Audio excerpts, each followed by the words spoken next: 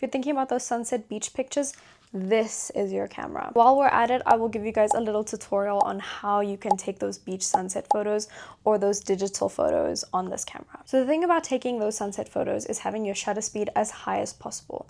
Now your shutter speed is the speed at which the camera takes photos. So that is your frames per second. And essentially it's the speed at which that shutter opens and closes to capture a picture. On this camera here, I just turn the dial like so, and it moves my shutter speed. Thereafter, you want to make sure that your aperture is as low as possible, and aperture is the natural lighting that your lens will let into the camera. So if you are taking those sunset photos, you want the sunset and remaining light to come into your photo as much as possible. Now when you set your shutter speed so high, your screen is going to look really dark because it is going to take those pictures at a very quickly and alarming rate, and that is where our flash comes in.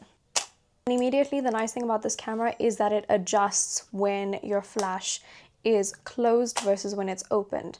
This is essentially the output of what your photo is going to look like when the flash is activated taking a photo. And last but not least, we're going to set our color grading to a warmer type of light. People tend to make it the warmest possible, but as a photographer, I do believe that a lot of the work comes in output when you are editing. So I don't mind taking neutral photos and then sort of editing later to add filters or adjustments that I would like to add. A lot of the time when these photos come out and it's the sunset and it's the warmth and you look like you have the most amazing flush of color on your face, it's because we are shooting on the vivid setting where it sort of enhances a lot of the color. So to change the functions on the camera, I would just press that middle button there and all of the information comes up. It's got the frame size of the photo, your white balance, and you can adjust your ISO on this. For those of you who don't know what ISO is essentially your light sensitivity that your camera has. So whatever lighting that is coming through your lens, your ISO tends to amplify that and sort of amplify whatever light it is and distribute it to the rest of your frame.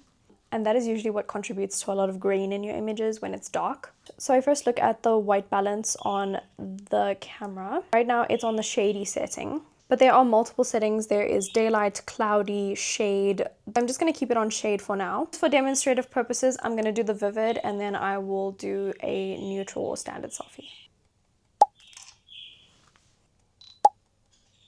So just to sum that up, your aperture should be as low as possible, your shutter speed should be as high as possible, your ISO should be as low as possible, and your flash should be on. And that's how you're going to get that perfect image. You can also use the camera on the program auto mode. There's no problem with that at all. The camera will just take in exactly what is being shown and adjust that to the best possible way to get as much detail in as possible. But if you're looking to blur out certain things and if you're looking to have a certain style with whatever output you want, you're gonna have to shoot on manual aperture priority or shutter priority. I do recommend going to watch the unboxing video for this camera because I do sample footage in that one. Overall, this camera is like a 10 out of 10 and I highly recommend it to anyone who is looking for a cute little compact digital camera that is super lightweight that you can just carry in your bag and go.